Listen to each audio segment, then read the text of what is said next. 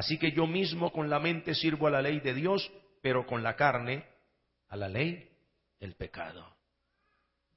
Oremos al Señor.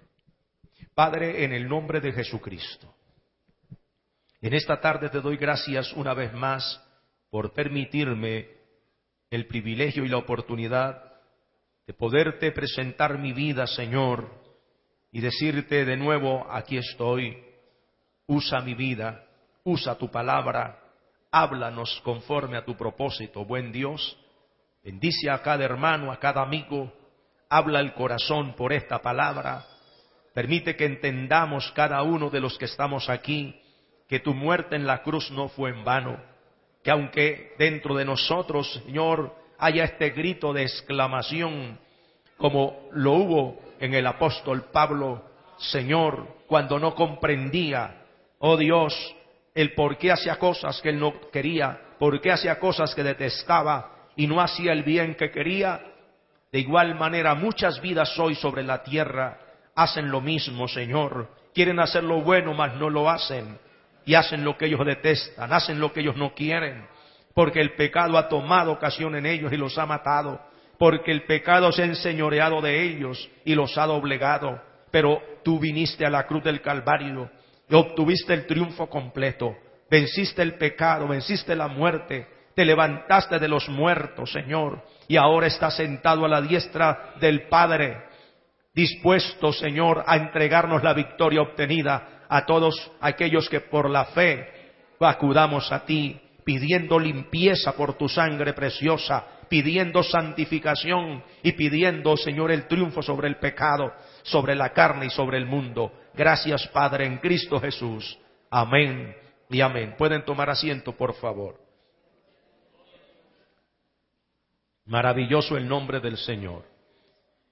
Este relato bíblico que expone Pablo, él habla de la condición real que él vivía, aunque era un maestro y era un hombre importante y tenía dentro del pueblo judío una gran aceptación.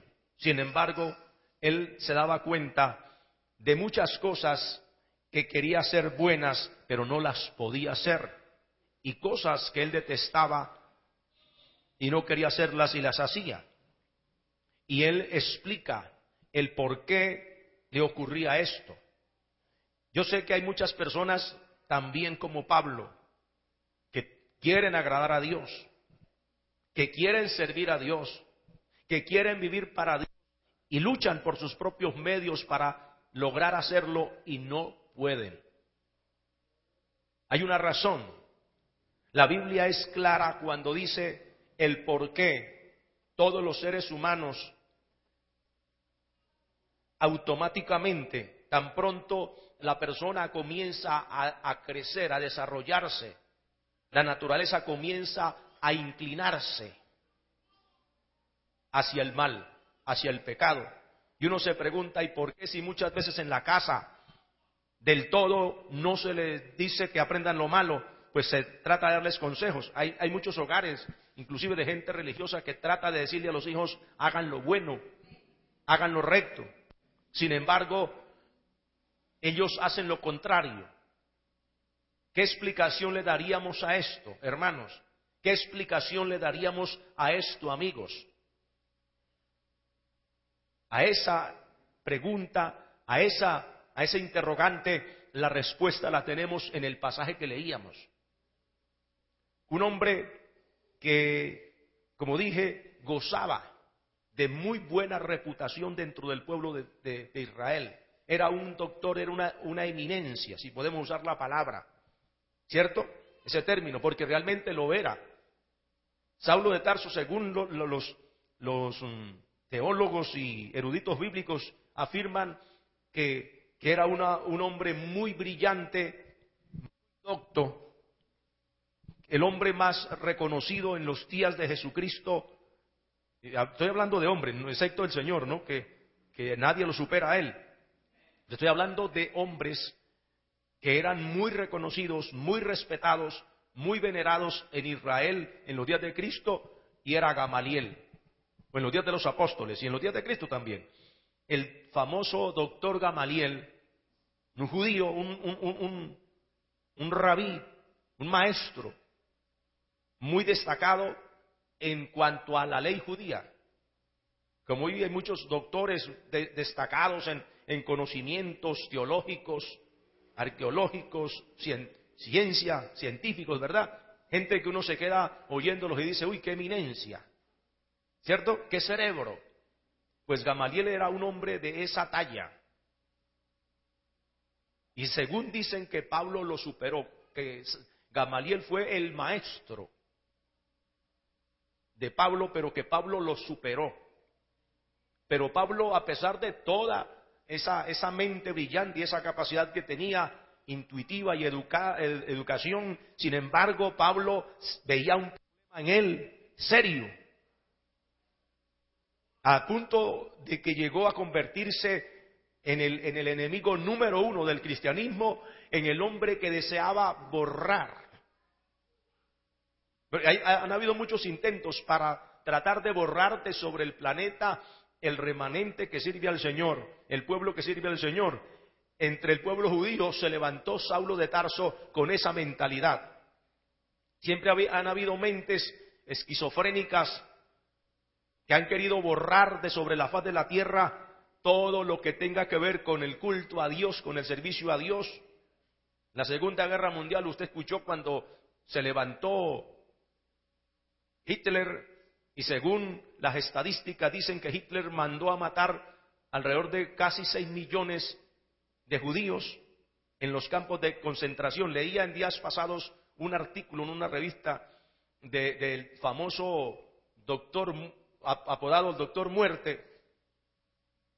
No me acuerdo el nombre del médico, un nazi que le inyectaba veneno y gasolina en las venas a los judíos para verlos morir lentamente y con mucho desespero. Cuando yo leí eso me sorprendí de que haya gente tan maldadosa, tan depravada y tan endemoniada. Y que todavía lo están buscando por el mundo, porque se presupone que el hombre todavía vive, que calcula que tiene unos 90 y pico de años, y que el hombre ese de pronto se encuentre en Sudamérica, por allí en Chile.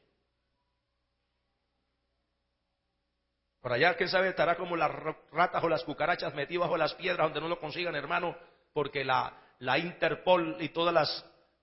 sí, la Interpol, ¿cierto?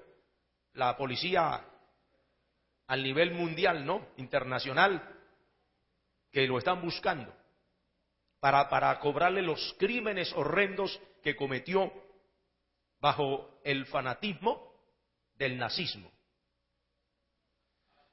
Y especialmente contra el pueblo de Dios. Y han habido personas que se han levantado con deseos de acabar con el pueblo de Dios. Comenzando la iglesia primitiva, se levantó Nerón y varios emperadores romanos que la persiguieron. Últimamente, que estoy hablando, en los días de la iglesia primitiva estaba también Saulo de Tarso de parte del judaísmo. Y cuando él se convierte al Señor y empieza a hacer un autoanálisis de la vida que llevaba, él dice, pero ¿por qué yo hacía esto? Que muchas veces no quería hacerlo, pero lo hacía. Pero mi querido amigo, la respuesta es muy sencilla y nos la da el mismo Pablo bajo la revelación que Dios le da por el Espíritu Santo después de haberse convertido al cristianismo, después de haber sido transformado por el Señor en el camino a Damasco. Es también así mismo como el diablo lo usó al principio, también Dios lo salvó y lo transformó y lo usó grandemente y se convirtió en el gran paladín del Evangelio, en el apóstol Pablo, en el hombre que hoy nosotros admiramos por la entrega tan terrible al servicio del Señor, porque una persona puede ser muy mala, demasiado dañina, pero si se convierte de verdad al Señor, el Señor tiene poder, como dice allí en Jeremías, cuando habla sobre el barro y el alfarero que estaba trabajando en la rueda sobre el molino y la vasija que estaba haciendo se echó a perder y él agarró los pedazos de esa primera vasija y reconstruyó ese barro e hizo una nueva para la gloria de Dios. El Señor puede agarrar los escombros, los pedazos de una vida destrozada por el pecado, arruinada por el pecado, usada por el diablo. El Señor la puede tomar en sus manos hecha pedazos, como dice